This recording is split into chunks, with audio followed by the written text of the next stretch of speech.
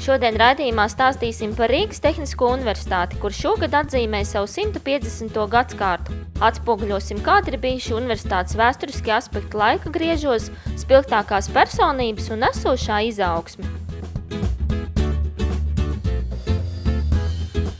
Ieskatoties vēstures lapspusēs, Rīgas Tehniskās universitātes pirmsākumu meklējam 1862. gadā, kad 14. oktobrī darbu sāka Rīgas Politehniskā augstskola, kā pirmā daudznozara tehniskā augstskola tā laika Krievijas impērijā. Rīgas Politehniskā augstskola 1896. gadā tika pārveidota par Krievijas impērijas oficiālu augstskolu Rīgas Politehnisko institūtu, kurā mācības notiek krievu valodā. Nostiprinoties neatkarīgajai Latvijas valstī, 1919. gada 28. septembrī oficiāli tika atklāta Latvijas augstskola ar 9 fakultātēm. Pirmo reizi Latvijas vēsturē mācības augstskolā notika latviešu valodā. Uz Latvijas valsts universitātes bāzes 1958. gadā tika atjaunots Rīgas Politehniskais institūts. Tas atkal kļuva par patstāvīgu augstākās izglītības iestādi, kurā mācījās gandrīz 3000 studentu, un jau pēc pirmajiem 5 mācību gadiem studentu skaits palielinājās vairāk nekā 3 reizes. Rīgas Politehniskais institūts savu pašreizējo nosaukumu Rīgas Tehniskā universitāte ieguva 1990. gada 19. martā. Kopš tā laika augstskolā notiek studiju procesu reorganizācija, nodrošinot Eiropas Savienības prasībām atbilstošu akadēmisko un augstāko profesionālo izglītību Latvijas tautsājumniecībai raksturīgajās nozarēs. Vienlaicīgi šī ir 150 gadu jubileja mūsu augstākai izglītībai Latvijas teritorijā vispār. Es gribētu vispirms vēsturiski minēt tos slavenākos absolventus, kas mums bija pirmajos 50 gados.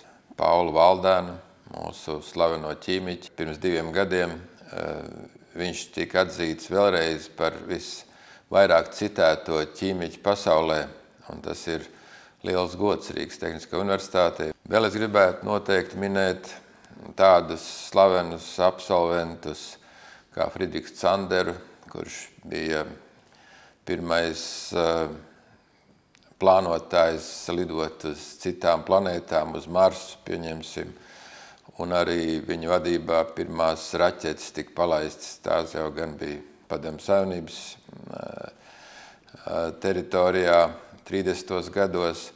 Tad vēl noteikti ļoti būtisks ieguldījums ir mūsu bijušam studentam Mihailam Dabrovoļskim, kurš pēc studijām Rīgas Politehniskā institūtā aizbrauc uz Vāciju, un tur AEG firmā sāka izstrādāt projektus, un faktiski ir mūsu 3-fāzu maņasrāvas ieviešanas tēvs.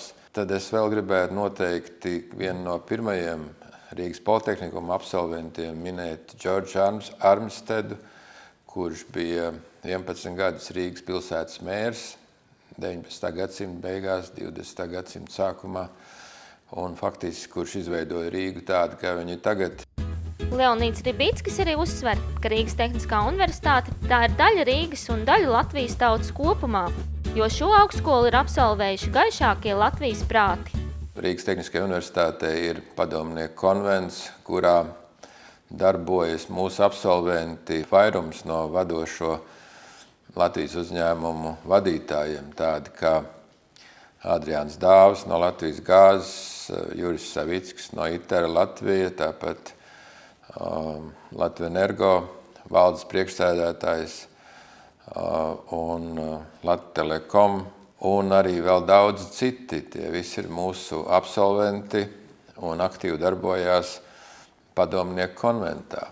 Šodien Rīgas Tehniskā universitāte sastāv no 8 fakultātēm, vairākiem zinātniskiem institūtiem, kā arī 4 filiālēm dažādās Latvijas pilsētās. Ņemot vērā, ka Latvijā un arī visā pasaulē strauji pieaug nepieciešamība pēc enerģētikas un energoapgādes speciālistiem, raidījuma turpinājumā sniegsim ieskatu vienā no Rīgas Tehniskās universitātes perspektīvākajiem studiju virzieniem. Atjaunojoties Rīgas Politehniskajam institūtam 1958. gadā, nodibinājās atsevišķas inženieru fakultātes. Bija mehānikas, būvniecības, ķīmijas un bija arī enerģētikas fakultāte. Šajā fakultātē bija apvienots visas tās specialitātes, kas saistījās ar elektrotehniku un siltumenerģētiku. Uz enerģētikas fakultātes bāzes vēlāk nodibinājās un nodalījās gan automātikas un skaitļošanas fakultāte, gan radiotehnikas fakultāte. Šobrīd mūsu fakultātē ir 3 institūti, kur tātad strādā gan vides, gan enerģētikas, gan elektrotehnoloģija datorvadības jomās. Man bija tas gods strādāt par dekānu 80. gadu beigās un 2001. līdz 2011. gadam. Svarīgākais periods bija tad, kad mainījās visas studiju programmas, kur mēs pārgājām no šauri specializētajām studijām uz atsevišķām bakalaura maģistru studijām. Un jāsaka, ka mums lielu palīdzību sniedza tieši ražošana. Kopā ar speciālistiem mēs izstrādājām studiju programmas, kurās ietvērām visus tos priekšmetus, kuri ir nepieciešami mūsu Latvijas energosistēmai. Rīgas Tehniskās Universitātes enerģētikas un elektrotehnikas fakultātē šobrīd galvenais mācību process ir vērsts uz elektrotehniku un vides zinātnēm. Agrāk fakultātes mācību bāzē dominēja arī siltumtehnika un enerģētika. Tagad siltumtehnika pastiprināti tiek mācīta un pētīta būvniecības fakultātē un siltuma, gāzes un ūdens tehnoloģijas institūtā. Esošais enerģētikas un elektrotehnikas fakultātes dekāns uzsver, ka darba tirgū pieprasījums pēc jauniem un zinošiem enerģētikas, vides un elektrotehnikas speciālistiem tikai augs. Es esmu drošs, ka mūsu fakultātē ir sagaidāms vēl tikpat ilgs mūžs tādā vai citā formā, jo enerģētika kā joma un enerģētika kā tēma zinātnē un izglītībā noteikti iegūs aizvien lielāku un lielāku nozīmi. Jau tagad valsts prioritārajos izpētes un attīstības virzienos enerģētika dominē. Tas pats ir sakāms arī plašākā mērogā pa Eiropas Savienību. Arī tur milzīgi finanses līdzekļi tiek novirzīti tieši izpētē enerģijas, enerģētikas virzienā. Attīstoties sabiedrībām un valstīm, arī energosistēmas attīstās un pieprasījums pēc speciālistiem, elektrotehniķiem, enerģētiķiem aizvien būs pieauguši. Mums būtībā jāspēj šis pieprasījums kaut kādā veidā apstrādāt. Jāatzīmē arī fakts, ka Rīgas Tehniskā universitāte sekmīgi strādā arī zinātniskās pētniecības virzienā. Katru gadu mēs cenšamies uzlabot kā savu studiju procesu kvalitāti, tā arī arvien aktīvāk iesaistamies zinātniskā pētniecībā. Rīgas Tehniskajā universitātē ir noslēgts līgums ar CERN, ar šo te vislielāko un visdārgāko zinātnisko pētniecības centru, jeb pātrinātāju, kurš ir uz Šveices un Francijas robežas. Un tieši energoelektronikas jomā jau mūsu doktorants tur strādā un ir plāni, ka nākotnē vairāk zinātnieki tieši sadarbosies ar šo neatkarīgo pasaules pētniecības centru numur 1. Tāpēc es domāju, ka mēs daudz ko varam dot tieši enerģētikas jomā un mums ir liela panākuma. Rīgas Tehniskās universitātes vēstures lapspusēs ir ierakstīts ITER Latviju prezidenta Jura Savicka vārds, kurš šodien pauž lepnumu par savu alma materi un dalās savās atmiņās. Ar RPI saistās man vislabākās atmiņas. Toreiz mēs bijām visi jauni, skaisti, zinātkāri, mācījāmies daudz, protams, daudz strādājām, bet tajā pašā laikā arī kaut kā ļoti veiksmīgi un jautri pavadījām arī brīvo laiku. Es pie tam vēl spēlēju RPI komandā volejbolu, pēc tam es spēlēju arī studentu izlasē volejbolu, tā kā man tās dienas bija diezgan cieši piepildīts. Bija grūti, teikšu atklāti, ja? Bet tik un tā, es domāju, ka tie bija viena no skaistākajiem maniem dzīves gadiem. Šodien Juris Savickis ir viens no spilgtākajām biznesa personībām Latvijā. Pēdējos 20 gadus Juris Savickis aktīvi strādā enerģētikas jomā. Tomēr laikā, kad bija nepieciešams izdarīt izvēli par labu kādai no tā laika Rīgas Politehniskā institūta fakultātēm, savu izvēli kopā ar draugiem izdarīja pavisam nejauši. Mēs kaut kā kopīgi gājām uz Politehnisko, izvēlējāmies fakultātes, kas tā kā labāk skan, sarežģītāks. tur automātikas kompleksās mehanizācijas fakultāte, vai ne, tas skaisti skanēja toreiz. Man jau gadījās tā, kad es iestāju eksāmenos pirmo gadu netiku uzņemts. Matemātikā dabūju 2, apaļ 2. Bet tas bija tāds pilnīgi jocīgs gadījums, jo nevarēja vienkārši sakoncentrēties uz eksāmena uzdevumiem, jo blakām sēdēja viena meitenīte, kura bija tāda pati grupa, tas pats variants, un it kā man bija iespēja norakstīt, un es centos to darīt, un beigās man palika kauns, un tad es atdevu to lapiņu vienkārši tāpat un aizgāju projām. Bet pēc gada es noliku pirmo eksāmenu uz 5, toreiz bija tāds likums. Ja tu pirmā matemātika noliec uz 5, tad es no pāriem eksāmeniem atbrīvots. Un tā man arī pēc gada tā gadījās, es matemātiku noliku uz 5 un tika atbrīvots no pāriem eksāmeniem, un bija ļoti tāds priecīgs students.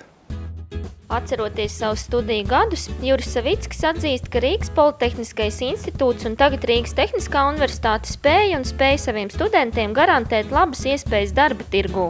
Toreiz jau mēs bijām ļoti industrializēti pilsēta un valsts, un mēs bijām ļoti labi inženieri, tas man jāsaka atklāti. Un tie cilvēki, kas tolaik beiguši Rīgas Tehnisko universitāti, šodien ir akadēmiķi, profesori, un tā tālāk man tiešām lepnos par viņiem, jo es viņus visus redzu, ka tie visi cienījami zinātnieki, pasniedzēji, un tiešām tas nozīmē, ka augstskola bija ļoti kvalitatīva. Es domāju, ka šodien sakarā ar to krīzi, un kā tas viss notiek, programmas tiek pārveidotas, mēs esam zināmā tādā pārējais periodā. Bet šajā pārējais periodā es redzu, ka tie, kas beidz politehnisko, tie atrod labu darbu. Bet es ceru, ka būs vēl labāk. Šodien sadarbība ar Rīgas Tehnisko universitāti turpinās daudziem tā laika absolventiem. Uzņēmums ITER Latvija katru gadu atbalsta Rīgas Tehniskās universitātes labākos studentus un Rīgas Tehniskās universitātes centienus nākotnes speciālistu sagatavošanā. Enerģētika ir galvenā faktiski joma, uz kuru balstās tautsaimniecība. Tā kā es domāju, ka mums ir ļoti vajadzīgi gan lielākiem uzņēmumiem, tādiem kā Latvenergo, tādiem kā Latvijas gāze un vēl daudziem citiem. Tā kā es domāju, ka noteikti, ka tas ir ļoti svarīgi. Tā pašā laikā man gribētos, lai varbūt mēs tā neatdodam tādas prioritātes citām augstskolām. Kā piemēram, mēs zinām, kad iet runa par Visaginas būvniecību, par Visaginas atomu elektrostācijas būvniecību Lietuvā, tad mēs kopā ar Ekmaņu kungu, kas ir mūsu Zinātņu akadēmijas prezidents, kā jūs ziniet, un toreiz Aknietu kungu norunājam, ka mums noteikti ir jāizveido pāris grupiņas ar atomfiziķiem, ar topošiem atomfiziķiem. Tas tagad tā teoretiskā līmenis to vairākas reizes esam apsprieduši, bet es domāju, ka mēs pie tā nonāksim. Šodien arvien vairāk jaunieši izvēlas savu nākotni saistīt ar humanitārijām zinātnēm. Juris Savickis atzīst, ka tehniskā izglītība cilvēka dzīvē spēj sniegt daudz vairāk priekšrocību. Tas mūžīgais strīds vai ne starp tehniķiem un humanitāriem, bet kaut kā man likās tā, ja cilvēks nesaprot, kāpēc kustās trolejbus un kāpēc brauc tramvajs, tad viņiem droši vien būs daudz grūtāk pat dzīvi iet nekā, teiksim, cilvēks, kas tās lietas saprot. Tehniski izglītots cilvēks manās acīs, viņam nekad nav par vēlu sākt izglītoties humanitārajās zinātnēs. Tā pašā laikā otrādi ir ļoti kaut kā grūtāk. Man tā kā liekas pašam, kad tā pirmā augstskola, kas būtu jābeidz tādam normālam vīrietim, tā būtu tehniska augstskola. Mūsu sarunas noslēgumā ITER Latvija prezidents Juris Savickis arī izsaka savu novēlējumu. Man jānovēl tā, ka tehniskā izglītība ir kolosāla, bet neaizmirstiet to, ka katri nākošie gadi jums atkal būs jāmācās. Tas visam pamats. Lai jūs varētu efektīvi strādāt, visu laiku būs jāmācās. Un tas jau skaisti. Tas ir ļoti skaisti, ka cilvēks spēj grib mācīties. Nenoliedzams spilgta personība enerģētikā ir arī akcijas sabiedrības Latvijas gāze valdes priekšsēdētājs Adrians Dāvis, kurš šajā jomā strādā kopš tā laika Rīgas Politehniskā institūta absolvēšanas. Sarunā ar mums Dāvikungs atzīst, ka ir gandarīts, ka liktenis viņam atvēlēja tieši šo profesiju, taču sākotnējā studija izvēle nebūtu nav bijusi mērķtiecīga. Man ļoti patīk Šveika vārdi. Viss ir nejaušību varā, viss ir tā kā karā. Un, ziniet, es absolūti nebiju domājis iet uz Rīgas Politisko institūtu. Man bija dzīvē pavisam citi mērķi. Es gribēju iet uz Lauksaimniecības akadēmiju, pabeigt mežsaimniecības fakultāti, kļūt par mežģini. Jo man ārkārtīgi patīk daba arī šodien. Man ļoti patīk jau tajā laikā medības, zveja, un es sev nevarēju iedomāties citu profesiju, ja, kā profesiju, kas ir saistīta ar dabu. Bet dzīvē viss mainījās. Mēs braucām uz Rīgu kopā, komanda, kurā es spēlēju basketbolu, un visi komandas biedri bija izlēmuši iet uz Rīgas Politisko institūtu. Man bija jākāp ārā Jelgavā, un dabīgi, kad pēdējā mirklī mana komandas biedri man paņēma aiz rokas un aizturēja, nē, tu ārā nekāpsi, tu brauks ar mums kopā, un mēs visi iesim mācīties Politiskajā institūtā un spēlēsim kopā atkal visu basketbolu. Tā arī notika. Visi draugi devās uz Rīgu, bet kurā fakultātē iestāties, īsti skaidrības tomēr nebija. Kaut kur tai vienā fakultātē, celtniecības fakultātē bija santehnikas nodaļa, kur arī bija vārds gāze. Un mums bija viens gudrāks teica, ka gāzei būs milzīga perspektīva. Nevelti saka, ka studiju gadi ir tie skaistākie, un tieši tajā laikā cilvēks veidojas par personību. Tajā laikā bija ļoti augstas kvalifikācijas pasniedzēji, bija ļoti augstas prasības no pasniedzējiem, bija jāapmeklē absolūti visas lekcijas, viss tas bija ļoti svarīgi. Bet tam, jāsaka, institūtā tajā laikā bija ārkārtīgi attīstīts bez mācībām sporta dzīve un kultūras dzīve. Institūtam bija savs koris, savs deja ansamblis. Institūtā studenti nodarbojas ar visiem sporta veidiem. Vēl tāds moments nebija slikts. Pirmā kursā bija jāstrādā. Pa dienu jāstrādā, vakarā jāmācās, kaut gan es biju dieniniekos. Un jāizstrādā bija celtniecībā. Un par to saņēma arī naudu. Tad saņēma stipendiju un saņēma arī algu. Un varu pateikt, kad mēs lepni dzīvojām. Ļoti plašs spektrs, bija ķīmija, dabīga arī fizika, ja. Šodien es uz visu to pastos, ka tas var būt vai nebija pa daudz no vienas puses, bet no otras puses praktiski mēs kaut kā kļuvām bagātāki tomēr, ka tu aptver tomēr kaut kur visu to sfēru aptver, ja. Kad jaunie speciālisti iegūst savus diplomus, viņiem bija liels priekšrocības, jo bija milzīgs speciālistu pieprasījums darba tirgū. Šodien Adrians Dāvis atzīst, ka ir pateicīgs saviem komandas biedriem un savai universitātei par zināšanām, kuras šodien tiek nodotas jaunākošajām paaudzēm.